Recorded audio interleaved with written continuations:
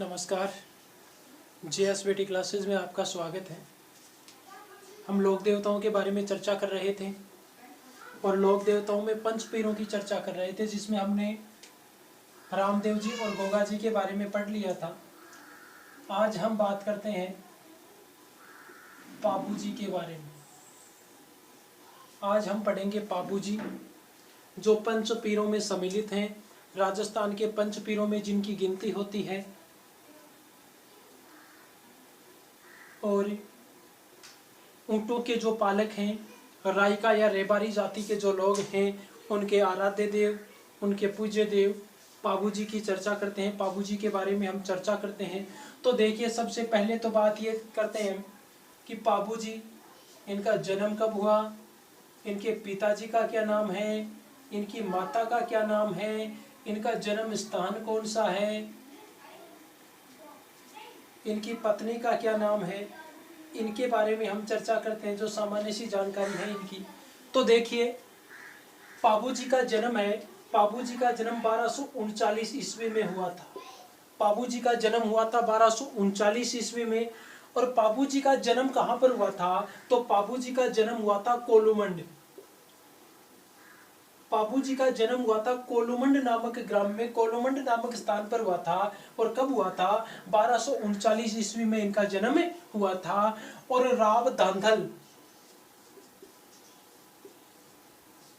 राव धांधल के घर 1239 ईस्वी में पापू जी का जन्म हुआ था। इनकी माता है, इनकी माता का नाम कमला दे था। इनकी माता का क्या नाम था? इनकी माता का नाम था कमला दे। तो देखिए, 1239 ईस्वी में कोलुमंड, जो कि जोधपुर में पड़ता है, कोलुमंड में 1239 में राव धांधल और कमला दे के घर पापू जी का जन्म हुआ था। बात करें इनकी पत्नी की, तो देखिए, पापू जी का ससुराल है वो था अमरकोट।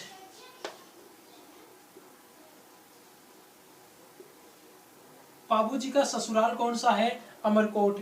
इस अमरकोट को ये अमरकोट वर्तमान में पाकिस्तान में है। और अब इसे किस नाम से जाना जाता है? इसे उमरकोट के नाम से जाना जाता है।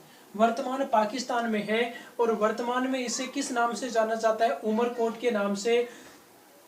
और जब इनका विवाह हुआ था उस समय इसको क्या कहा जाता था? तब ये अमराना के नाम से जाना जाता था। तब इसी उमरकोट को या अमरकोट को क्या कहा जाता था? अमराना कहा जाता था। तो अमरकोट इनका ससुराल है। और अमरकोट के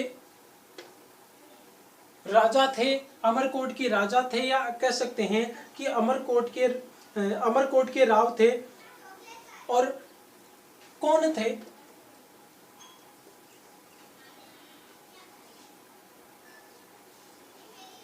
जो सोडा राजा कहलाते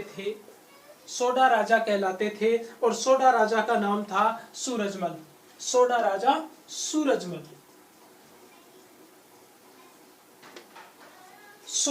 सूरजमल की पुत्री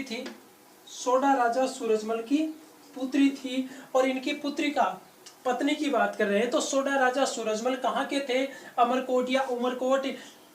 वर्तमान में उमरकोट कहा जाता है, पाकिस्तान में है। पहले अमरकोट कहा जाता था और उससे पहले इसको क्या कहा जाता था? अमराना कहा जाता था। सोडा राजा सूरज सिंह की पुत्री है, जिसका नाम है सुप्यारदे। जिसका क्या नाम था? सुप्यारदे। नाम था सुप्यारदे। और इस सुप्यारदे को फूलमदे भी कहा जाता है। क्या कहा जाता है? फूलमदे। तो हम कह सकते हैं कि सोडा राजा सूरजमल की पुत्री सुप्यारदे या फूलमदे के साथ में इनका विवाह हुआ था। तेजाजी का विवाह हुआ था। बात करें इनकी घोड़ी की, तो इनकी घोड़ी का नाम था केसर कालमी। इनकी घोड़ी का क्या नाम था? केसर कालमी। इनकी घोड़ी का नाम था केसर कालमी। और ये केसर कालमी, जो सारा विवाद हुआ था, वो सारा का सारा विवाद इसी केसर कालमी घोड़ी के कारण हुआ था। क्यों हुआ था, कैसे हुआ था, उसकी चर्चा हम बाद में करेंगे। तो इनकी घोड़ी का नाम है वो क्या था? केसर कालमी था। और ये हमेशा इस घोड़ी पर सवार होते थे तो साथ में क्या रखते थे, भाला रखते थे। क्या रखते थे, भाला रखते थे, साथ में भाला रखते थे। इसीलिए इनको कहा जाता है भाला लिए अश्वारोही, यानी घोड़े पर सवार। ये भाला लेकर, हमेशा घोड़े पर भाला लेकर सवार रहते थे, इसलिए इन्हें क्या कहा जाता है, भाला लिए हुए, भाला लिए अश्वारोही, भाला लिए अश्वारोही। और ये जो पगड़ी पहनते थे, जो पाग पहनते थे, जो पाग या पगड़ी पहनते थे, उसकी विशेषता थी कि इनकी पगड़ी है वो हमेशा किस ओर झुकी हुई रहती थी, बाईं झुकी रहती थी, बाईं तरफ इनकी पगड़ी है वो झुकी रहती थी। ये सबसे बड़ी इनकी विशेषता है। दो विशेषताएं हैं, कौन सी, एक तो हमेशा भाला रखते थे, भाला लिए अश्वारोही, और इनकी पाग या पगड़ी जो ये बांध कर रखते थे वो हमेशा किस तरफ झुकी रहती थी, वो हमेशा बाईं तरफ झुकी रहती थी। और ये भाला लिए अश्वारोही इनका प्रतीक चिन्ह है, इसी रूप में इनकी पूजा की जाती है। आगे देखिए, आगे बात करते हैं इनके उपनामों की। पाबू जी को किन किन उपनामों से जाना जाता है, पाबू जी के कौन कौन से उपनाम हैं, तो देखिए उपनाम। जब इनके उपनामों की बात करें तो देखिए, सबसे पहले तो अभी अभी हमने बात की है कि ये हमेशा अपने साथ में क्या रखते थे, भाला। जब भी घोड़े पर सवार होते थे तो भाला रखते थे, इसलिए इन्हें क्या कहा जाता है, इसलिए इन्हें भालाड़ो कहा जाता है। क्या कहा जाता है, भालाड़ो। ये मारवाड़ी का शब्द है लो, मारवाड़ी का शब्द है लो, इसलिए भाला हमेशा साथ में रखते थे, इसलिए इन्हें क्या कहा जाता है, भालाड़ो कहा जाता है। जो वचन देते थे उस वचन का पालन करते थे, इसलिए इन्हें क्या कहा जाता है, प्रणपीर कहा जाता है। किस नाम से जाना जाता है, इन्हें प्रणपीर के नाम से जाना जाता है। मारवाड़ में सर्वप्रथम ऊंट लाने का श्रेय इन्हें ही जाता है। मारवाड़ में सर्वप्रथम ऊंट लाने का श्रेय किनको जाता है, ऊंट लाने का श्रेय, और ऊंट लाने का श्रेय किनको जाता है, ये जाता है पाबू जी को। इसी कारण रायका या जो रेबारी जाति के जो लोग हैं, पशुपालक, ऊंट पालक जो लोग हैं, वो इन्हें अपने पूज्य देवता के रूप में या आराध्य देव के रूप में पूजते हैं। तो ऊंट लाने के कारण ही क्या कहा जाता है, ऊंट लाने के कारण ही इन्हें ऊंटों का देवता कहा जाता है। तो इनका अन्य उपनाम क्या हो गया, ऊंटों का देवता। क्या हो गया, ऊंटों का देवता। इन्हें, ये लक्ष्मण जी के अवतार हैं, इन्हें किसका अवतार माना जाता है, लक्ष्मण का अवतार माना जाता है। ये भी इनका उपनाम है, लक्ष्मण का अवतार। देखिए, रामदेव जी को कृष्ण का अवतार माना जाता है, और लक्ष्मण का अवतार किसको माना जाता है, पाबू जी को माना जाता है। इन्हें गोरक्षक देवता के नाम से भी जाना जाता है, गोरक्षक देवता। इन्हें प्लेग का देवता भी कहा जाता है, प्लेग का देवता। इन्हें हाड़ फाड़ का देवता भी कहा जाता है, हाड़ फाड़ का देवता। ऊंटों का देवता भालाड़ो, प्रणपीर, लक्ष्मण का अवतार, गोरक्षा का देवता, गोरक्षा का देवता, प्लेग का देवता, हाड़ फाड़ का देवता।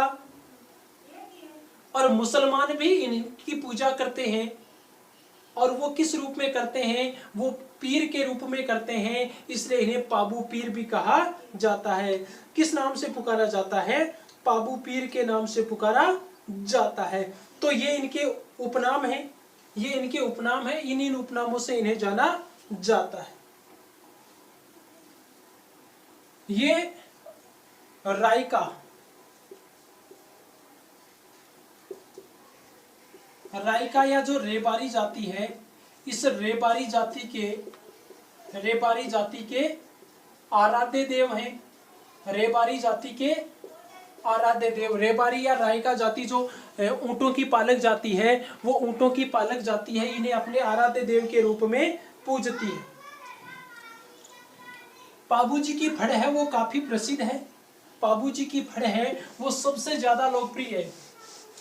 पाबूजी की फड़। अगर प्रश्न पूछ लिया जाए सबसे प्रसिद्ध या सबसे लोकप्रिय फड़, लोकप्रिय फड़ है तो कौन सी है? वो है पाबूजी की फड़। कौन सी है? पाबूजी की फड़। पाबूजी की फड़ सबसे लोकप्रिय है, सबसे ज्यादा गाई जाती है। और इन्हें पाबूजी के जो बोफे हैं इनका वाचन कौन करते हैं? पाबूजी की फड़ का वाचन, पाबूजी की फड़ इसका वाचन कौन करते हैं? इसका वाचन करते हैं पाबूजी के बोफे। कौन करते हैं? पाबूजी के बोफे।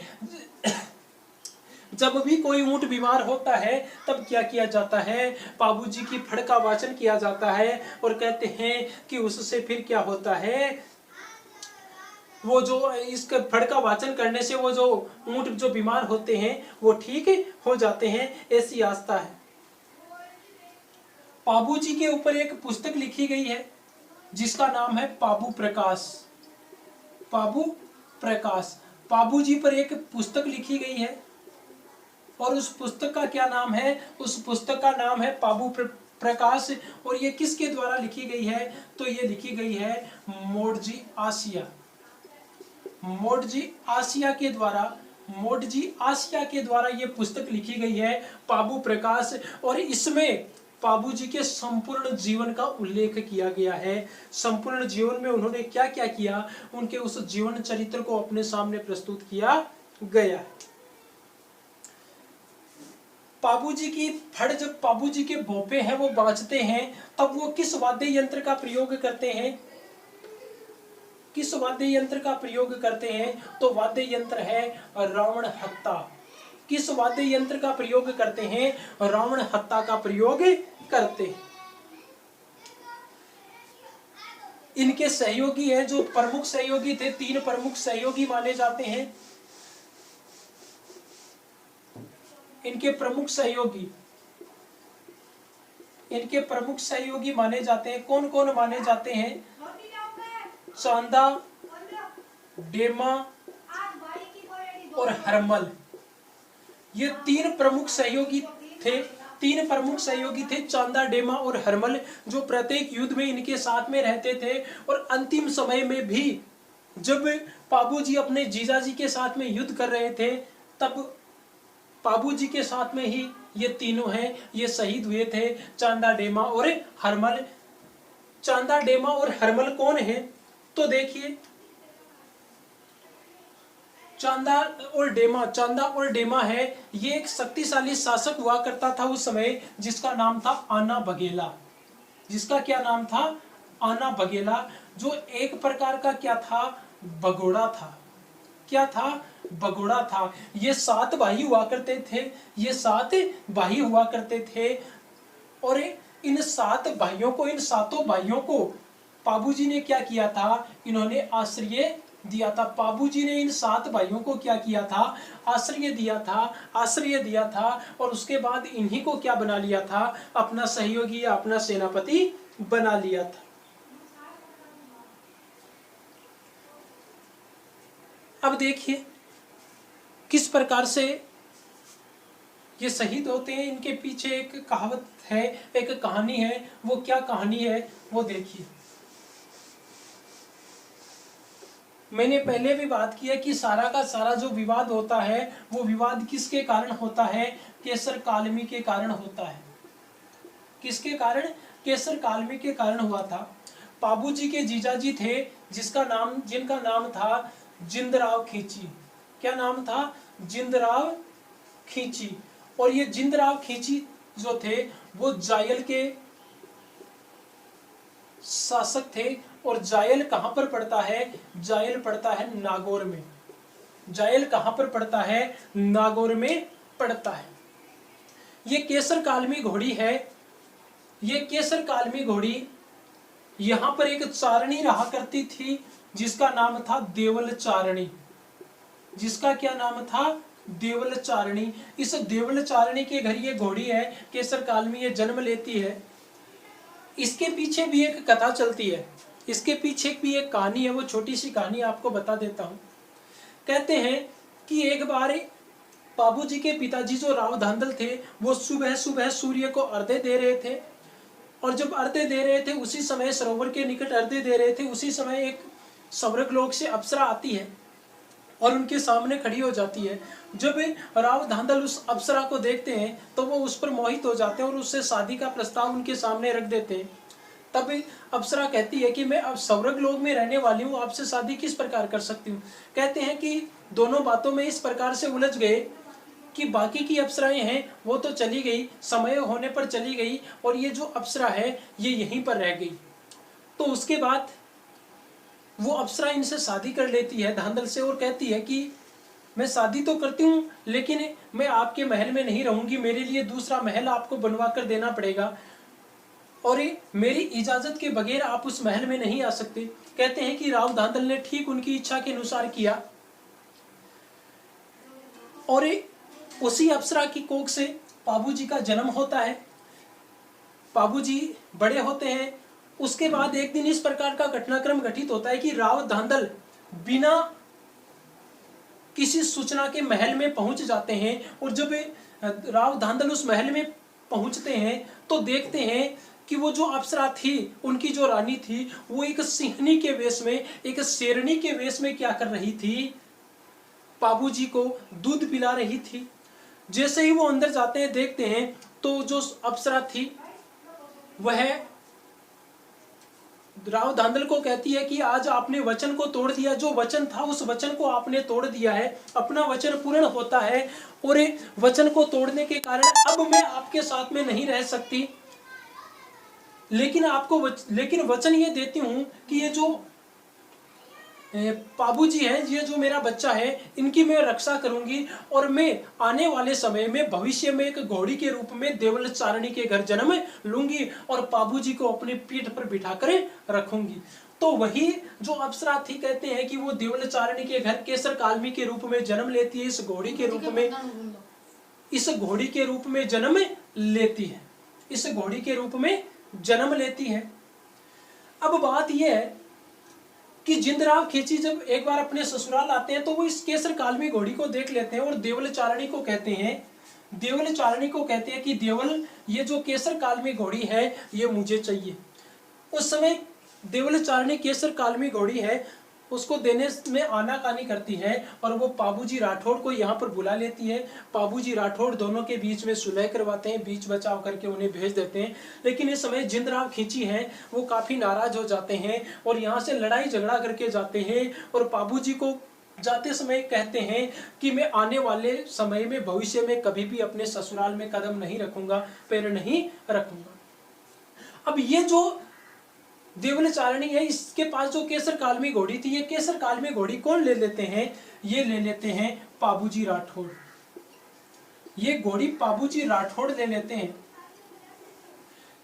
देवल चारणी कहती है कि मैं घोड़ी आपको दे तो दूंगी लेकिन इससे मेरे को खतरा है।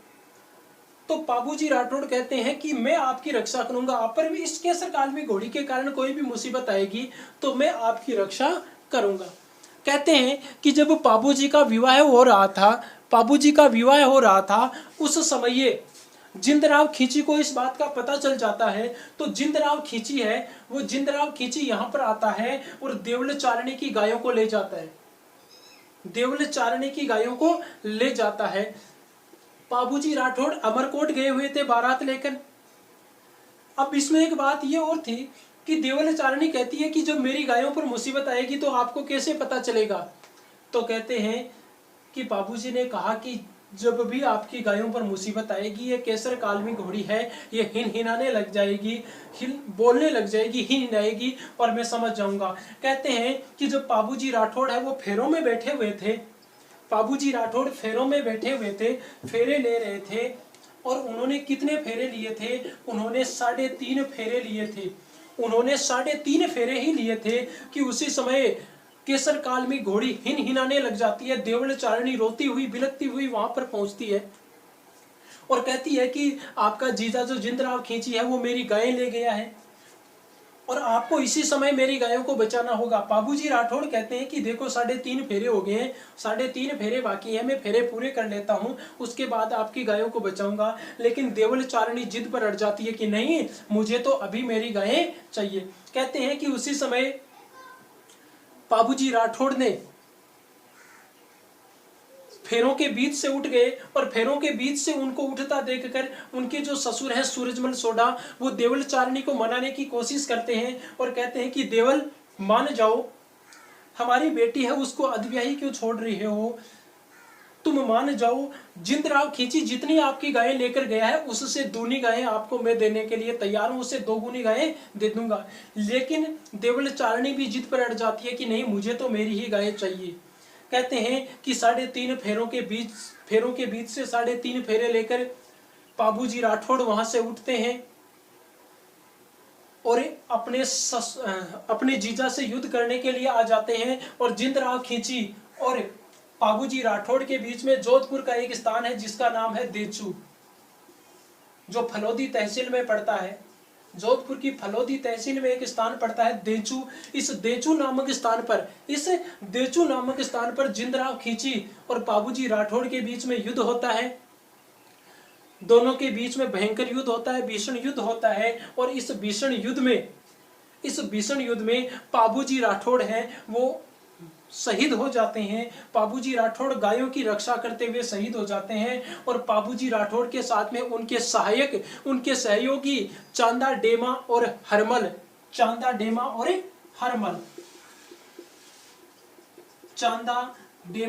और हरमल, ये तीनों भी इसमें शहीद हो जाते हैं। और एक बहुत बड़ा सूरवीर है, वो इस दिन गायों की रक्षा करते हुए अपने जीजा के हाथों मारा जाता है, शहीद हो जाता है। तो ये थे पाबूजी के बारे में एक विशेष प्रकार का घटनाक्रम। पंचपीरों में अभी अपने मेहाजी और हड़बूजी बचे हैं, उनके बारे में हम अगले वीडियो में, नेक्स्ट वीडियो में चर्चा करेंगे। धन्यवाद।